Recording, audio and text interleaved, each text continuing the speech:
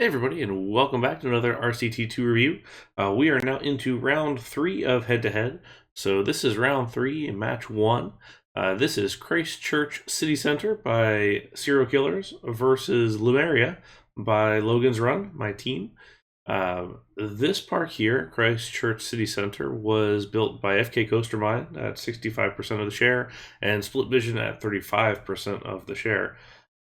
This one is based off of Christchurch, New Zealand, which, if you know your history a little bit, had a pretty substantial earthquake in 2011, and the city's been sort of in this rebuilding process, which is kind of what leads to the theme of this park. So there's actually some really cool stuff here. The map starts zoomed in like this. So let's zoom out and take a look. You can see it's really city focused versus theme park focused, which is somewhat of a trend now. You'll notice some of these half diagonals really coming in pretty heavily. The church here, cathedral, being the main centerpiece, and then a fair bit of interesting stuff around it. I'd argue with this one, the real winning part of this map is in the real small details. So let's just jump in and start. Let's go down in this corner since we started zoomed in here. So this is supposed to be Mismatch Market, which is a little market that was put together from shipping containers to really start to revitalize the town center. This is all in their very clever cereal box README, Serial Killers, which is definitely worth the read when you download the park. Loving this structure, this sort of amorphous geometrical thing, and then these food trucks underneath, like, holy cow, it's very impressive. The detail level with the amount, it's like a maybe 1 by 2.5 perhaps. It's very, very cool. Just these little tiny cars made for that, so it was very nicely done, using the monorail and a bunch of scenery and stuff around it. I haven't really seen that kind of detail, and definitely probably one-ups the detail that I thought we had done for Nippon Park last time around. But anyway, the just detail here is really cool. Loving the shipping containers, the detail inside, the restroom signage here on either side. Here we can see that use of that Greek sign, which we looked at last time with the 7 liberal arts. So there's lots to see there. Now, one of the cool things with this one, and it was actually in the tomato park from round 1, if you recall, there were scenery objects that changed as the handyman watered them. So using the mechanic of the flowers, you can actually make scenery that grows. And if you watch this building here in the center, you can see it's growing as the handymen are walking around watering it, which is one of the coolest uses for this technique I think that I've ever seen. We've also got this great custom crane hook ride that goes up and down. A really nice tower crane here built with some rides and some scenery. Just very, very cool technique here. This technique's also used, actually, if you wrap around here on the posters here. If you wait long enough, those will go away, and then this handyman will water them and make them come back. So it's very cool. I've got this great little river walk along here with some smaller buildings, and then you can see some of the structural supporting for the various buildings that got hit by the earthquake, notably over here at the cathedral, which we'll get to in a minute. Probably the coolest building on the map is this guy over here. So this is Quake City, and this is, and still, you know, looking 7 rounds of head-to-head into the future here at the time of this recording, this is the best use of half diagonals that I've seen. It really feels natural. I love the shape of this building. It's just really well put together, very detailed, doesn't look forced. You can love seeing the structural inside, and then all the curtain wall hanging off of it. So if you spin around, you can actually see this is an earthquake center, and we have all these cool cutaway moments in here. And look at this. You've got these 2 custom scenery pieces here showing shaking a building without dampening and with dampening. You can see the building itself is up on dampeners also. There's piping details. There's lots of little museum pieces. Here's the Ring of Fire on a map down here. Love this staircase and the different colors. There's lots to see in this map, and I really, really like that. This building in particular is definitely one of my favorite. Get into the cathedral here. There's a fair bit of detail on this one. A problem I find with some of these long roofs, especially with these kind of scenery pieces, is sometimes they get a little bit monotonous. And this texture is not necessarily my favorite. So it's tough there when that takes up such a large portion of your map. But I do love this rubble detail. I think that was really, really well done. Loving the signage here on the outside, the supports, this crane. And then you've got the all the different construction equipment and everything also along the sides here. Really uses the space nicely. I'm not a huge fan of the half diagonals in this instance. The long kind of straight sections, using it for roadway or paths or anything like that, they feel a little bit forced to me. It just feels like a little bit of an awkward angle, but I do feel that's becoming a bit of the trend now, as you'll see in some more parks moving forward. Again, too, with the side land textures, which I still think are not great, but that's again personal preference. So anyway, continuing along with the buildings, there's some nice ones here in the middle, lots of little cool cafes. Love the sort of terraced nature of a couple of these different ones. Here's another great detail here with this big smooth curve, all the different floors and the glass. So this is broken up into like 4 or 5 different objects, which is pretty neat on the whole thing. And then all these little row houses in here with the blue, the orange, and the green. Little shops and things. Again, done very well on a small scale. These kind of one-by facades are super detailed and just look really nice as a whole. Lastly, this building here, really liking this one. It's just got some really cool details and everything in it. You can actually get some of the rides inside of here that tells you which of the different buildings they are. One of the cool features of this also is all these car rides, which tell you exactly when the building went in, when it got built, and all of these different fun kind of details as far as that goes. So that's a really good way to tag a building and give it information without actually taking away from thing or putting a big ugly sign on it or something like that. So that's a cool note and something I'll probably use in the future because I like the look of that. So over here we've got this events center, sort of like a convention hall, expo sort of thing. And this honestly generated the most controversy, I feel like, within the park is, does it actually need a coaster when we're spending most of the time looking at the city? First of all, to the building. Love the curves, lots of cool detail. This is very much FK and Split Vision style buildings, which I cannot fault at all. I love that interesting style architecture, some pretty cool stuff in there. And one of the first single rail coasters that we've seen. So if we look at the layout here, we've got this nice long launch track into this non-inverting Cobra roll type thing, a couple of airtime hills, and then a fair bit of curves and other things. Layout's not necessarily my favorite. It's a little bit all over the place, although it does frame around the building quite well, and does pretty nicely here.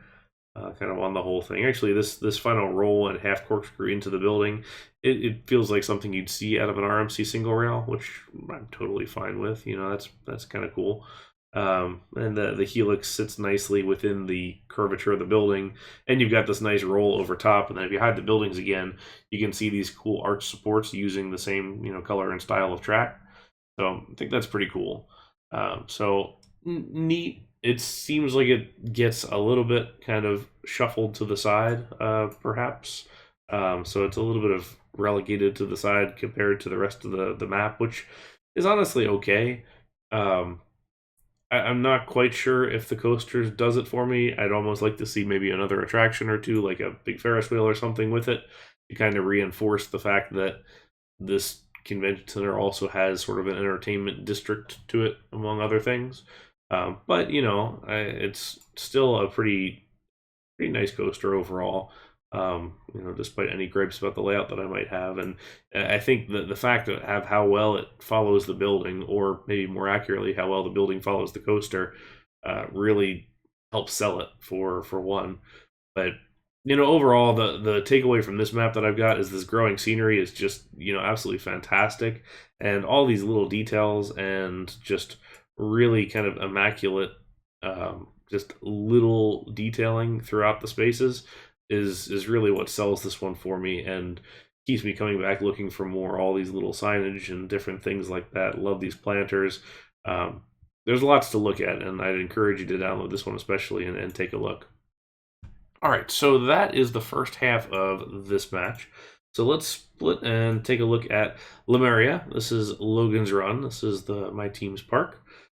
So this one is sort of an homage to Rivers of Babylon, which is an early RCT park. And if you're not familiar with the RCT2 community over the years, go to New Element and download Rivers of Babylon. It was one of the sort of iconic early parks within the game. Early, is relative, but RCT2 parks. And it was one of my favorite parks. It still is one of my favorite parks. And that had a Lemaria section. And this one sort of takes that spirit and recreates it with a new layout and sort of this Islands of Adventure Lost Continent feel, which absolutely love. So this one is 45% Steve, 45% Extreme 97, and 10% from Sammy. This one actually did take home the win, 41-32, which that spread actually kind of belies how close the match was. It was back and forth the entire match. So it was anybody's game for pretty much the whole thing. But anyway, let's jump in on this one. So the big thing to look at on this is the coaster itself, because if you zoom out, you can see the coaster takes up a fair amount of the space. So let's take a look here. We've got this Hulk style lift and launch into this great roll and drop into a giant cobra roll over the water. Very, very incredible Hulk-esque. I love this turn up and around the drop tower here that dives back around to set up the loop through, or the loop around the lift. Then we'll get into a dive loop here as we head up into the diagonal brake run. We've got Zara over here. These brakes need fixing, which is kind of cool. This is a diagonal shoestring, which credit to Zara for that hack. That's very cool. Quite the safety violation of him being on an operating coaster's catwalk, as you do. But so it's a nice little coaster, kind of a short second half, but it fits very nicely into the space. And this entire area is kind of dedicated to Q.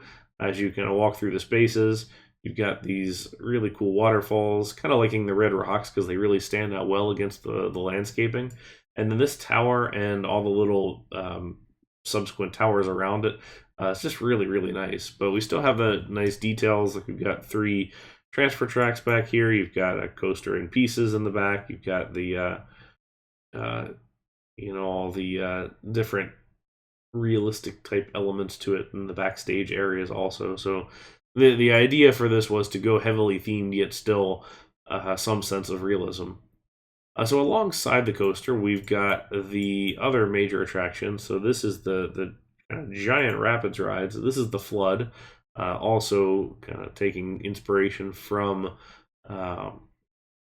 Rivers of Babylon, and that one it was a log flume. Here we have this pretty substantial rapids ride.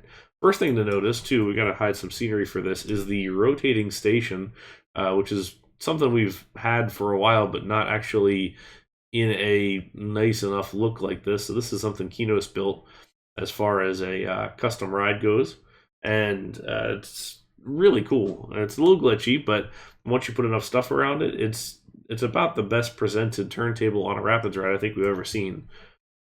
So we got that going up the lift hill, going through all of the different scenic elements here. We're using those the shade sails from the Tile Inspector's park last round, and then we've got this really great huge trident. There's a crashed plane over here. Lots of nice little details. I actually really like this enclosed section here with the curvature of the building itself as you kind of jump into one side and curve around and head back out. What's also cool about this is there's a lot of cool queue interaction. So let's hide some scenery here so we can kind of see all the guests kind of walking their way through the queue. So we cross the bridge right here, we wrap around, we cross another bridge over here, wrap around again, and then we're going over here, all the way down and around, across the lift hill before we finally gather up to the platform itself. So very cool, definitely full of detail there. Loving the little davit arm here holding up the rapids boat in the maintenance area.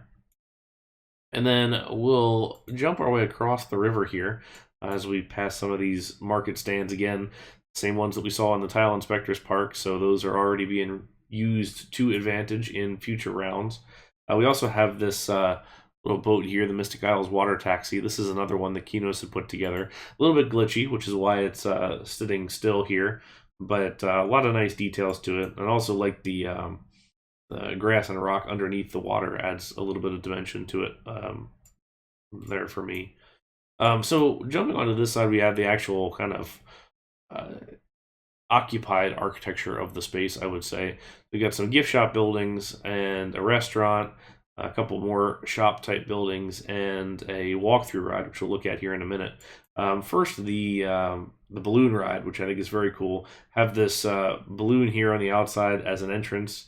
So this is the Logan Air, which has little post boxes and everything here on the side. So this is a very much port of entry type theme from Islands of Adventure, which is personally one of my favorite themed areas in any park. This is sort of a port of entry slash Lost Continent type mashup, I would say. Here's Mythos. This is our take on the Mythos restaurant at Islands of Adventure. Great viewing of the Cobra Roll here, loving the waterfall coming out of the mouth, and just this sort of monochrome look, but super detailed and lots of nice little details to it.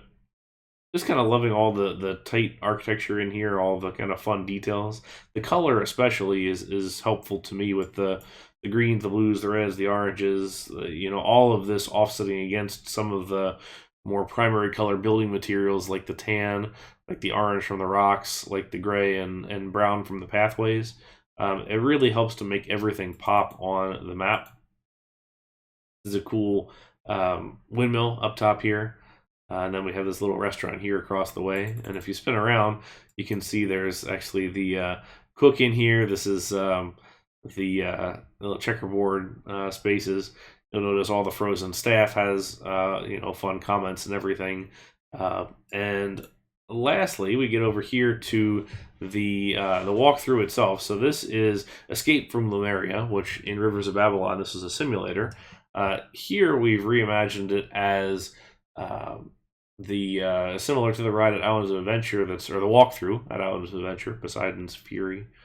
And we got a couple of cool things with this one. So you'll notice that it looks like people walking through it, but it's not actually people, it's a custom ride.